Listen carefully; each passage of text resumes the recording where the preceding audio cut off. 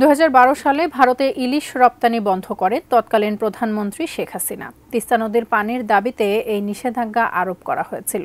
কিন্তু নিষেধাজ্ঞা থাকা সত্ত্বেও দুর্গাপূজা, পহেলা বৈশাখ, এমনকি জামাই ষষ্ঠীতেও ভারতে ইলিশ পাঠাতেন হাসিনা। কাগজে কলমে নিষেধাজ্ঞা থাকলেও তলে তলে ঠিকই হতো ভালোবাসা বিনিময়। এদিকে নতুন করে অন্তর্বর্তী সরকারের রপ্তানি নিষেধাজ্ঞায় ভারতে হু হু করে বাড়ছে ইলিশের দাম। কিন্তু প্রশ্ন উঠেছে, এত কিছুর পরেও ভারতের বাজারে কিভাবে ঢুকছে বাংলাদেশের ইলিশ? জানাচ্ছেন সহকর্মী এসআই রাজ।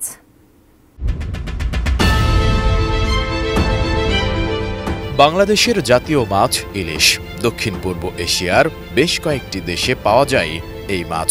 তবে বাংলাদেশের পদ্মা ইলিশের স্বাদ অতুলনীয়। স্বাদে ঘ্রাণে গুণে অতুলনীয় এই মাছটির মৌসুম চলছে। গত কয়েক বছর ধরে এই মৌসুমে দেশ থেকে ভারতে উপহার হিসেবে ইলিশ পাঠানো হলেও এবার তা হচ্ছে না। দুর্গাপূজার আগে বাংলাদেশের ইলিশ রপ্তানিতে নিষেধাজ্ঞা আরোপ করেছে বর্তমান অন্তর্বর্তীকালীন সরকার। শেখ হাসিনার আমলে শুরু হওয়া এই ইলিশ কূটনীতি এবার পড়েছে নতুন চ্যালেঞ্জের মুখে।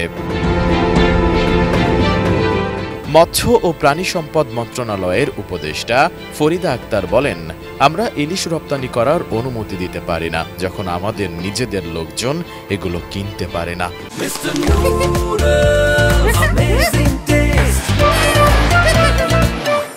শেখ হাসিনার আমলে পূজার আগে পশ্চিমবঙ্গে টনকে টন পদ্মার ইলিশ গেলেও এবার আর যাচ্ছে না। তাই পূজার আগে ভারতের বাজারে ইলিশের ঘাটতি দেখা দিয়েছে এবং এর জেরে দামও বেড়েছে। ভারতের গণমাধ্যম বলছে, বাংলাদেশ থেকে আমদানি হওয়া ইলিশের বেশিরভাগই পেয়ে থাকে পশ্চিমবঙ্গ। এছাড়া দুর্গাপূজা ঘিরে সুস্বাদু এই মাছের চাহিদা আরও বেড়ে যায়।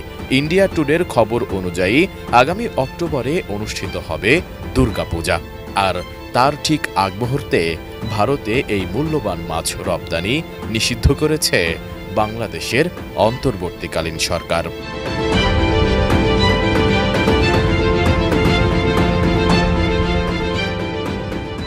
এর আগে বাংলাদেশে ইলিশের দাম লাফিয়ে লাফিয়ে বাড়তে থাকায় ২০১২ সাল থেকে ২০২০ সাল পর্যন্ত মাছটি রপ্তানি বন্ধ রাখা হয়। কিন্তু ভারতের জন্য বরাবরই মন খোলা ছিলেন শেখ হাসিনা। তাই নিষেধাজ্ঞা সত্ত্বেও দীর্ঘদিন ধরে যে কোনো উৎসবের আগে ভারতে, বিশেষ করে পশ্চিমবঙ্গে পদ্মার ইলিশের বড় বড় চালান পাঠিয়েছেন তিনি। ভারতের সঙ্গে সুসম্পর্কের জেরে এমনটা করেছে আওয়ামী লীগ সরকার। তবে ভারতে ইলিশ রপ্তানির ওপর নিষেধাজ্ঞা আরোপ করে তার এই নীতি থেকে সরে এসেছে নতুন সরকার।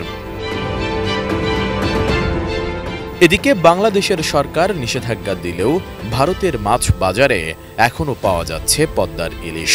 দিল্লির সিআর পার্কের মার্কেট একের একজন মাছ বিক্রেতা দেশটির সংবাদ মাধ্যম ইন্ডিয়া টুডেকে জানান, গাজীপুরের পাইকারি বাজারের ব্যবসায়ীরা আমাদের বলেন, বাংলাদেশ থেকে ইলিশ এখন মিয়ানমার হয়ে আসছে, এতে ইলিশের দাম বেড়ে গেছে।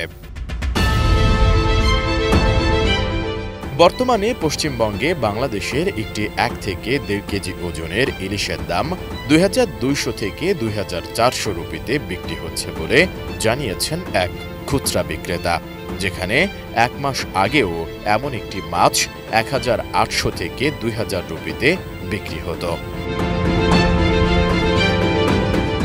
এসআই রাজ, এটিএন নিউজ।